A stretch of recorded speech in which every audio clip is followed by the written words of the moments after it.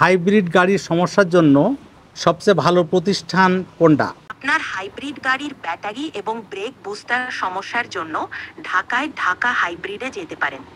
তারা এই ক্ষেত্রে খুবই অভিজ্ঞ এবং নির্ভরযোগ্য সেবা দেন। তাদের ঠিকানা পূর্বাচল 300 সিট ঢাকা। অধিকাংশ জায়গায় গাড়ির ব্যাটারির ভোল্টটা মেপেই ব্যাটারি চেঞ্জ করে দেয়, যেটা কোনো অবস্থায় ঠিক না। গাড়ির সমস্ত ল্যাব টেস্ট বাদে কোনো ব্যাটারির তেল চেঞ্জ করা আসলে ঠিক না। যেটা খারাপ আমরা কই পাবো? ল্যাব আমাদের কাছে আছে। আমরা তো অনেক গাড়ি পাইছি যেগুলোর ব্যাটারির পোর্টই ভাঙা। তারা অন্য কোথাও অদক্ষ হাতে খোলাইতে গেছে, ওটা ভেঙে তারপরে দিয়ে দিয়েছে। বাংলাদেশে একমাত্র আমাদের কাছে ল্যাব আছে, আমার জানা মতে আর কেউ এখনো ল্যাব নিয়ে আসেনি, কারণ খুব কস্টলি ল্যাব। হাস্টপ ওনার কি প্রবলেম আছে এটা ফাইন্ড আউট করার জন্য ওনার গাড়িটা হচ্ছে ডায়াগনস্টিক করতে। যেমন এই গাড়িটা কিছুক্ষণ আগে আসছে, একটা গাড়ির ফুল রিপোর্টটা বের হয়ে যাচ্ছে, এর মধ্যে কি প্রবলেম আছে মানে চেকআপের জন্য, চেকিং এর জন্য আমরা একদম উইদাউট কস্ট, কোনো আমরা কস্ট ধরতেছি না। গাড়ির রিপোর্টটা আমার কাছে এইমাত্র আসছে, আমি স্যারকে বুঝিয়ে দিচ্ছি ব্যাটারি ভোল্টেজগুলি ঠিক আছে। আচ্ছা, আপনারা কি ধরনের ব্যাটারি বা সেল প্রোভাইড করতেছেন? দেখেন এটা হচ্ছে মেড ইন জাপান। কিভাবে আসতে পারবে একটু লোকেশনটা শেয়ার করে দেন। পূর্বাচল 300 ফিট, এটা 3 নম্বর আন্ডারপাস পার হয়ে প্রথম বামেল লেনে প্রথম বাংলো বাড়ি। আসসালামু আলাইকুম ভিউয়ার্স, কি অবস্থা সবার, কেমন আছেন? আজকে আমরা আছি ঢাকা হাইব্রিডে। হাইব্রিড গাড়ি নিয়ে আপনাদের যাদের ভয় আছে, শঙ্কা আছে, হাইব্রিড গাড়ি কিনে ফেলেছেন অথবা কিনতে ভয় পাচ্ছেন, বা হাইব্রিড গাড়ি কেনার পরে ভালো একটা টেকনিশিয়ান বা ভালো একটা সার্ভিস সেন্টার কোথায় আছেন খুঁজতে খুঁজতে টায়ার্ড হয়ে গেছেন, তাদের জন্য আজকের এই ভিডিওটা। এই মুহূর্তে আমরা রয়েছি ঢাকা 300 ফিটে ঢাকা হাইব্রিডের সরাসরি ওনাদের যে সার্ভিস সেন্টারটা রয়েছে এটার মধ্যে। আজকে আমরা কিছু হাইব্রিড গাড়ির লাইভ কাজ আপনাদেরকে দেখানোর চেষ্টা করব। হাইব্রিড গাড়ির কি প্রবলেম হয় বা কি প্রবলেম হলে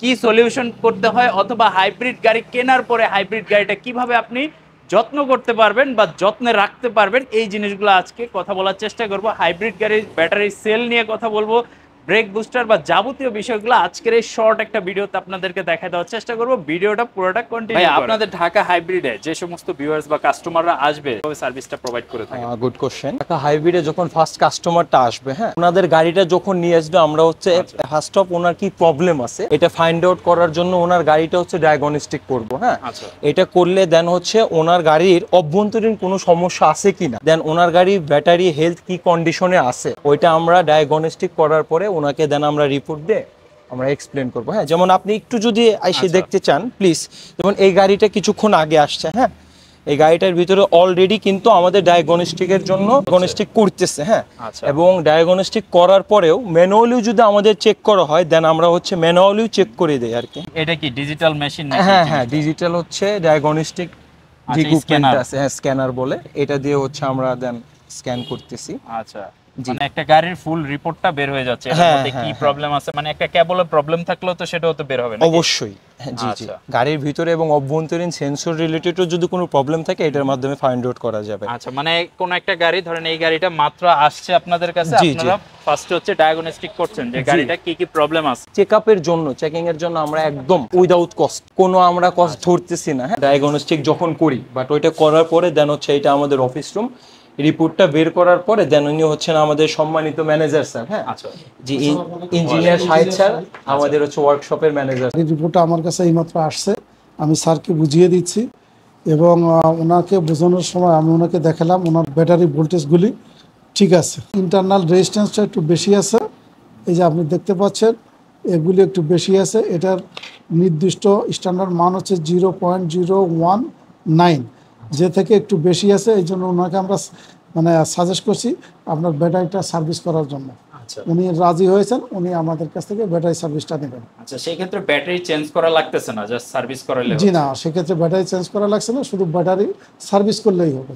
আচ্ছা, আপনারা কি ধরনের ব্যাটারি বা সেল প্রোভাইড করতেছেন, আমাদের কি দুই একটা দেখানো যাবে কিনা? অবশ্যই দেখানো যাবে। যেমন আমাদের এই এখানেই আছে, দেখেন এটা হচ্ছে জাপানি, মেড ইন জাপান। আচ্ছা, এটা কি একটা সেল? একটা সেল, বিভিন্ন গাড়ি অনুযায়ী বিভিন্ন সেল থাকে। 1500 সিসির গাড়িতে থাকে 20টা করে সেল, স্কোয়ার এবং সিএইচআর 28টা করে সেল, ক্রাউন এবং এরিয়ারে থাকে 34টা করে সেল, অবশ্য ক্রাউনে 32টাও থাকে। ঢাকা হাইব্রিডে কিন্তু অলরেডি কয়েকটা গাড়ির কিন্তু লাইভ প্রজেক্ট মানে লাইভ কাজ ওনারা করে দিচ্ছে। তো আমরা সরাসরি এই কাজগুলো দেখানোর আগে হাইব্রিড গাড়ি নিয়ে আপনাদেরকে কিছু কথা বলার চেষ্টা করি। হাইব্রিড গাড়ি সাধারণত ব্যাটারি খারাপ হয়, এই ব্যাটারিগুলো সব একসাথে নষ্ট হয় না, 2টা 4টা নষ্ট হলেই গাড়িতে কোড দেয়, তখন যে কোনো জায়গায় গেলে বলে সমস্ত ব্যাটারি চেঞ্জ করে ফেলে। সেক্ষেত্রে আসলে করণীয়টা কি হাইব্রিড গাড়ি? এর করণীয় হচ্ছে এই হাইব্রিড গাড়ি যতগুলো ব্যাটারি আছে এই ব্যাটারিগুলো ল্যাবে দিলে টেস্ট হয়। টেস্টে ব্যাটারি ভোল্ট, ওম, শর্ট সার্কিট, পিসিবি, ডিসচার্জ, পোলা, cathode, anode, electron, proton, charging volt, discharging volt সব কিছু করে একটা প্যারামিটার করে দেয়। তারপরে ল্যাবেই বোঝা যায় যে কোন ব্যাটারিগুলো খারাপ আর কোন ব্যাটারিগুলো ভালো। যেটা খারাপ আমরা কই পাবো? ল্যাব আমাদের কাছে আছে, আমরা তো ল্যাব নিয়ে বসছি। হ্যাঁ, বাংলাদেশে একমাত্র আমাদের কাছে ল্যাব আছে আমার জানা মতে, আর কেউ এখনো ল্যাব নিয়ে আসেনি, কারণ খুব কস্টলি ল্যাবটা। যে ব্যাটারিটা খারাপ সেটা রিপ্লেস করে দিলে আবার আগের মতন গাড়ি চলে। আচ্ছা, যেটা বলছিলেন যে অনেকগুলা সেল থাকে, সবগুলো একসাথে নষ্ট হয় না, অল্প কয়টা নষ্ট হয়, এটা তো মূলত ল্যাবের মাধ্যমে এটা পরীক্ষা হয়ে আসে নাকি? জি জি, ল্যাবের মাধ্যমে পরীক্ষা। আচ্ছা, ল্যাবে টেস্ট করতে সময় লাগে 8 ঘন্টা। 8 ঘন্টা দিলে টোটাল ব্যাটারিটার টেস্ট করে খারাপ ভালো আলাদা করে দেয়, এবং যখন খারাপটা বাদ দিয়ে রিপ্লেস করে নতুনটা লাগাই দেবো তখন ওটা চলবে এবং দীর্ঘদিন এটা ভালো থাকবে। একটা ব্যাটারি সাধারণত 10 বছর আগে কিছুই হয় না, হাইব্রিড ব্যাটারি, সেজন্য ব্যাটারি নিয়ে ভয় পাওয়ার কিছু নাই। আর ইদানিং সমস্যা হচ্ছে ব্রেক বুস্টারে। ব্রেক বুস্টারের একটা ব্রেক বুস্টারে 4টা পার্ট থাকে, যে কোনো জায়গায় গেলে বলে ব্রেক বুস্টার চেঞ্জ করে দেন, কিন্তু এটা দরকার নেই। 4টা তো অনেক দাম, এর দামও অনেক দাম, নিয়ার অ্যাবাউট 1 লাখ টাকা। এই ব্রেক বুস্টারের যে 4টা পার্টই একসাথে খারাপ হয় না, কিন্তু সব জায়গায় গেলেই ধরেই চেঞ্জ করে দেয় এবং ফুল টাকাটা লাগে। এই ব্রেক বুস্টারের 4টা পার্টের যে পার্টটা খারাপ হয়েছে সে পার্টটা চেঞ্জ করে দিলে আবার ভালো হয়ে যায়। সুতরাং ভয় পাওয়ার কোনো কিছু নেই, বড় বাজেটের ব্যাপার না, এখানে বাজেটটা তখন কমে যায়, কম টাকার ভিতরে লোকজন ঠিক করে আবার চালাতে পারে। আজকে যে গাড়িগুলো আসলো, এই ভদ্রলোকের সাথে একটু কথা বলেন। ওনার 1 বছর 13 মাস ওনার 4টে সেল চেঞ্জ করে দেওয়া হয়েছে। আপনি বলেন আপনার কথাগুলো। ইন্টারনেটের মাধ্যমে একটা বিজ্ঞাপন দেখে ওনাদের শরণাপন্ন হই। আমার গাড়িটার মূল সমস্যা ছিল, আমার গাড়িটা হাইব্রিড হচ্ছিল না, আমাকে তেলে চালাতে হচ্ছিল, যে কারণে একটু সমস্যা দেখা দেয়। তো আমি সেই বিজ্ঞাপনটা দেখে ওনাদের কাছে আসি আজ থেকে প্রায় 13-14 মাস আগে। তখন ওনাদের ল্যাব ছিল নিকুঞ্জে। তো সেইখানে প্রথম পরীক্ষা নিরীক্ষার পর জানা যায় যে আসলে পুরো ব্যাটারিটি নষ্ট না, ব্যাটারির 4 থেকে 5টি সেল দুর্বল আছে। এই সেলগুলো রিপ্লেস করলেই আমার ব্যাটারিটা আগের মতোই সার্ভিস দিবে। ওনাদের পরামর্শ মতো সেই সময় আমি ব্যাটারিগুলো চেঞ্জ করি, এবং আজকে প্রায় 13-14 মাস আমি নির্ঝঞ্ঝাট গাড়িটি চালাচ্ছি, আমার কোনো প্রবলেম হচ্ছে না। তবে রিসেন্টলি আমি আবার একটু ওনাদের শরণাপন্ন হয়েছি, কারণ আমার বর্তমানে গাড়ির যে ব্রেক বুস্টার, সেই ব্রেক বুস্টারে কিছু সমস্যা আছে। এখানেও ওনারা আমাকে পরামর্শ দিয়েছেন যে যেহেতু আমার ব্রেক বুস্টারের হয়তো সম্পূর্ণ অংশটাই খারাপ নয়, যে অংশগুলো খারাপ শুধু এই অংশটার পরিবর্তনের মাধ্যমে ওনারা আমাকে এটা ঠিক করার একটা দিয়েছেন। আশা করি এখান থেকে ভালো একটা সার্ভিস পাবেন। ল্যাব টেস্ট করে সেল চেঞ্জ করলে অবশ্যই গ্যারান্টি না দিলে তারা কাজ করাবে কেন? যে সেলগুলো খারাপ হয়েছে এই সেলগুলো চেঞ্জ করে দিলে 1-2 বছর কিছুই হয় না, সাধারণত 6 মাস, 1 বছর, 2 বছর কাস্টমারের সেলের কন্ডিশন বুঝে আমরা গ্যারান্টিটা। সেলের যে কন্ডিশন আছে মূলত থাকে 6.5 এম্পিয়ার। এই এম্পিয়ার যাদের বেশি আছে তাদের একটু বেশি দিন গ্যারান্টি দিই, আর যাদের এম্পিয়ার একটু কমে যায় তাদের কম দিন গ্যারান্টি। অধিকাংশ জায়গায় গাড়ির ব্যাটারি ভোল্টটা মেপেই ব্যাটারি চেঞ্জ করে দেয়, যেটা কোনো অবস্থায় ঠিক না। গাড়ির সমস্ত ল্যাব টেস্ট বাদে কোনো ব্যাটারির সেল চেঞ্জ করা আসলে ঠিক না। এইভাবে সেল যদি কেউ চেঞ্জ করে দেয় তাহলে কয়েকদিন পর আবার যায়, কাস্টমার বিরক্তি শিকার হয়। কোনো অবস্থায় পরীক্ষা নিরীক্ষা বাদে চেঞ্জটা করা উচিত না। অরিজিনাল গাড়ির সাথে যে সেলগুলো আসে সেম সেল কি তারা পাচ্ছে কিনা, নাকি কোনো এখানে লো কোয়ালিটির সেল দিয়ে দিচ্ছেন, এই ধরনের একটা প্রশ্ন থাকতে পারে। হাইব্রিড গাড়ির কোনো রিকন্ডিশন যে সেল আছে এটা অরিজিনাল সেলই আমাদের কাছে আছে, যে এটা যে সালের যে সেল খারাপ হয় ওই সালের সাথে মিলিয়ে আমরা সেল করে চেঞ্জ করে দিই। সেল চেঞ্জ করলে হয় না, সেল চেঞ্জ করার পরে কিছু ইন্টারনাল কিছু কাজ থাকে, এগুলো কিছু টেকনিক্যাল ব্যাপার থাকে, এগুলো আমরা কমপ্লিট করে ওর সাথে অন্য ছেলের সাথে এটা প্যারামিটার দিয়ে মিলিয়ে দেওয়ার পরেই ওটা কাজ করে। এর আগে কাজ করে এরপর আবার নতুন করে করতে হয়। এ পর্যন্ত 1000-এর উপরে গাড়ি করছি। এই গাড়ি যেগুলো রিকন্ডিশনিং করে দিই এর ভিতরে 8-10টা মতন গাড়ি রিটার্ন আসছে, এর বাদে 1%-এরও কম। আমাদের যে টেকনিশিয়ান যে টিম আছে 23 জনের একটা টিম আছে, এরা 1000-এর উপরে গাড়ি খুলছে। এই গাড়ি খোলার গাড়ি একটা খুব মূল্যবান সম্পদ, এটা যদি কেউ দক্ষ হাতে না খোলে তাহলে অনেকগুলো সমস্যা হতে পারে।